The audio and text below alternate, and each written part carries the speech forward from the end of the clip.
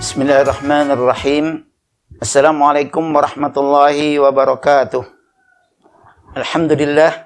Alhamdulillahilladzi ja'ala lana syahrun ramadhana syahrun azimun mubarak. Syahrun fihi lailatun khairum min alfi syahr. Ja'alallahu lana siyama naharihi faridah wa qiyama lailihi tatawwu'a. Wassalatu wassalamu ala habibina wa syafina wa maulana Muhammad ibn Abdillah sallallahu alaihi wa ala alihi wa azwajihi wa zurriyatihi wa man tabi'a huda ila yaumil qiyamah. Wa ba'du. Ma'asyiral muslimin rahimakumullah. Bulan Ramadan adalah merupakan bulan yang sangat istimewa bagi kita umat Nabi Muhammad sallallahu alaihi wasallam, yang merupakan karunia Allah yang tiada terhingga kepada kita umat Nabi Muhammad sallallahu alaihi wasallam, di mana Allah Subhanahu wa taala menginginkan agar kita di bulan Ramadan ini menjadi hamba-hamba Allah yang muttaqin, yang di mana Allah Subhanahu wa taala telah sediakan tempat yang sangat istimewa di negeri yang abadi, yaitu surga Allah Subhanahu wa ta'ala, yang merupakan puncak kenikmatan, puncak kelezatan, puncak kebahagiaan yang tiada terhingga. Ma'asyiral muslimin rahimakumullah.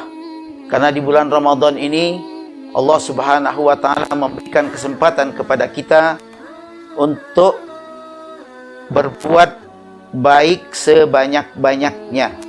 Allah memberikan kesempatan kepada kita untuk membersihkan diri kita sebersih-sebersihnya, memohon ampun kepada Allah Subhanahu wa taala, taubat kepada Allah Subhanahu wa taala, sekaligus juga bulan di mana Allah Subhanahu wa taala tidak memberikan peluang kepada kita untuk melakukan kemaksiatan.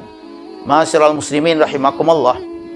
Seorang ulama tafsir kontemporer, Said Qutb, di dalam kitab tafsirnya Fi Zilalil Quran, ketika menafsirkan ayat 184 dari surat Al-Baqarah, faman tatawwa'a khairan fahuwa khairul lah wa antasumu khairul lakum in kuntum ta'lamun. Barang siapa di antara kalian yang ingin memberikan tatawwu', yaitu sedekah yang lebih banyak daripada ketentuan yang telah disyariatkan, itu lebih baik bagi dia. Dan kalau kalian ingin tetap berpuasa, itu juga lebih baik kalian jika kalian mengetahui.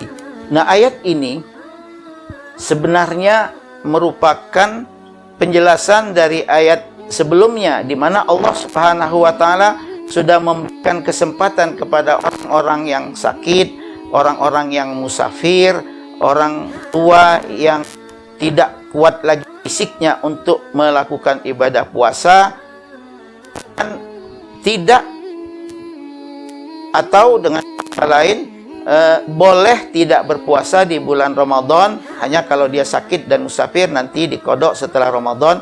Tapi kalau dia memang sudah tua, fisiknya sudah tidak kuat lagi, maka bisa tidak berpuasa lagi, cukup dengan membayar fidyah. Tetapi setelah itu Allah Subhanahu wa taala tetap menginginkan kalau kalian ingin membayar fidyah yang lebih banyak daripada yang ditentukan, di mana kalau dalam ketentuan fikih itu satu hari tidak berpuasa, maka fidyahnya adalah setengah fitrah, satu mud. Atau kalau umpamanya ketika dia musafir, dia sakit, maka dia nanti tidak puasa, tetapi dia kodok setelah melaksanakan ibadah puasa.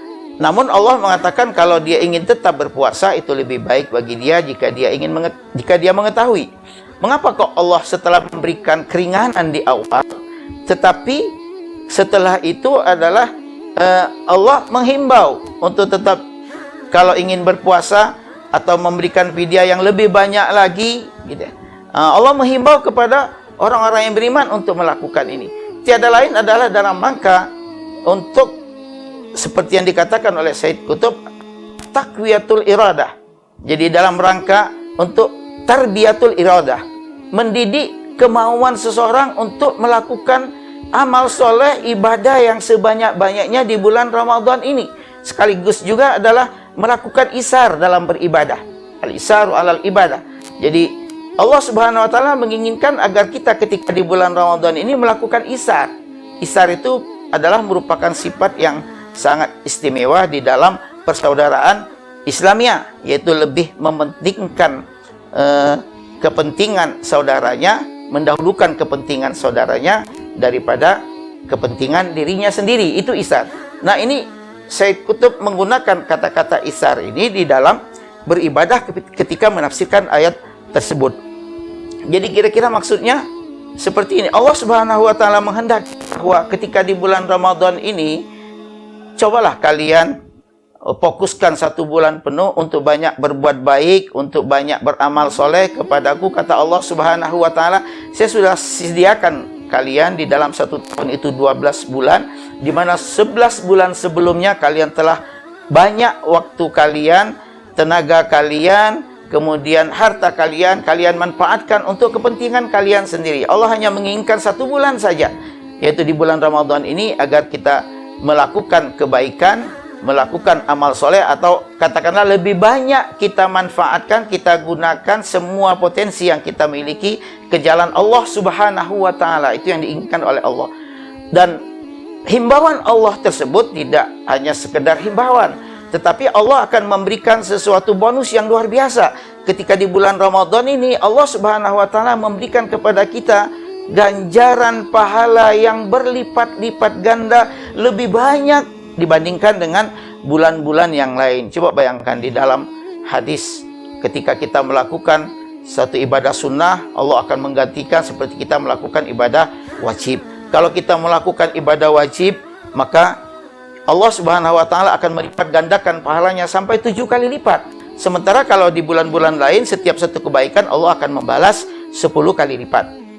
Kecuali berinfak ke jalan Allah Subhanahu wa taala, Allah akan membalas sampai 700 kali lipat. Inilah kandungan makna hadis ketika di bulan Ramadan pintu surga dibuka selebar-lebarnya agar kita melakukan kebaikan, amal soleh sebanyak-banyaknya di bulan Ramadan ini. Baik itu dengan tentunya kalau saum, iya, malamnya kita qiyamul lail, ditambah lagi dengan sholat sunnah, subhanallah, dengan banyak berzikir, tilawatil Quran terutama, kita banyak kali menamatkan Al-Quran beberapa kali di bulan Ramadan, kemudian bersedekah, berinfak di bulan Ramadan. Bahkan Rasulullah digambarkan ketika bulan Ramadan ini, Rasulullah SAW itu termasuk orang yang adalah ajwadun nas di Ramadan, orang yang paling dermawan ketika di bulan Ramadan. Artinya Rasulullah lebih hebat lagi infaknya ketika di bulan Ramadan.